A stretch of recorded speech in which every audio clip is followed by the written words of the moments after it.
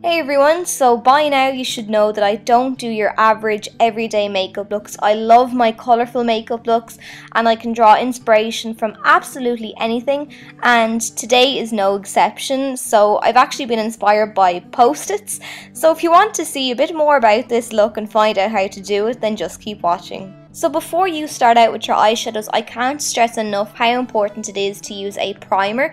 This is going to give your eyeshadows something to stick to and it'll help them to last all day long as well. To ensure that my eyeshadows appear as vibrantly as possible on the lid, I'm taking a white eyeshadow base as I find this to be the most beneficial when working with colours. So I'm just going to use the warmth of my fingers to help the cream product really melt into the eyelid.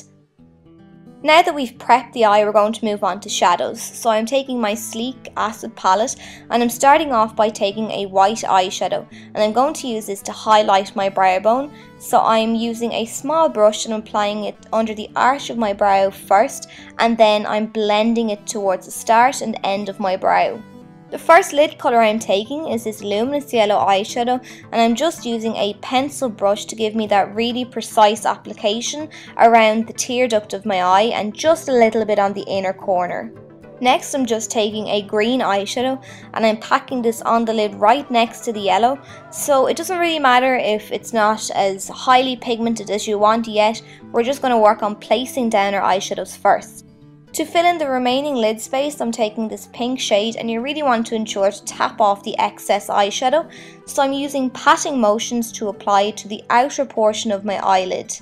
So the combination of using your primer and your base, tapping off the excess and using patting motions is going to eliminate any possibility of fallout onto your cheeks.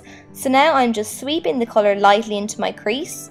To mark out my shape, I'm just placing my brush where my upper lash line starts and angling it out to the end of my brow. So that's how I know where I'm going to pull the eyeshadow out to. This is going to elongate my eyes and help them to appear a bit bigger. Then I'm going to take that pink shade and I'm just lightly blending it into my crease. Because we've marked out our shape, that kind of gives me a guide as to how far to blend out the shadow.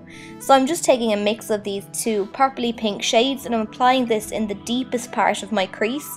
By doing this, we are giving the eye some depth and dimension. I'm actually taking this in quite far as well and bringing it right down into the tear duct of the eye.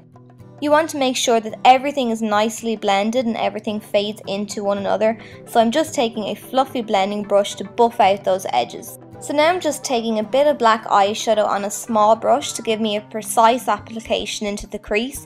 Now unfortunately I forgot to tap away any excess eyeshadow, so I actually applied too much into the crease area.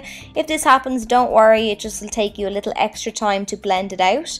Just to give a glittery pop to the pink on the lid, I'm taking this beautiful pigment by Stargazer and I'm using a flat brush to just pat this all over the areas where I applied the pink. Now that we've laid down all our colours, we can work on blending them. So just go back and forth and blend out any edges that you need to, or intensify any of the colours. So I'm going to complete the smoky look by applying that pink along my lower lash line, followed by a couple of coats of my favourite mascara, and then that's going to finish off the eye makeup look.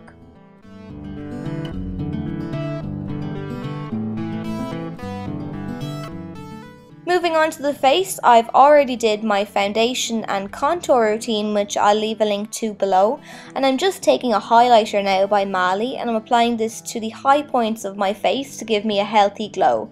So the tops of the cheekbones, down the centre of the nose, the cupid's bow and a little bit on the forehead. For blush, I'm taking this one by Philosophy and it's a very light pink with a lot of shimmer in it, so I'm not applying too much. For the lips, my lips are very dry at the minute, so I'm using a lip paint from Inglot just to dab over the lips. And then that completes your look. So it's a very vibrant, very colourful makeup look. I think it's perfect for spring. I hope you enjoyed the tutorial and I hope you found it helpful, and thanks a million for watching.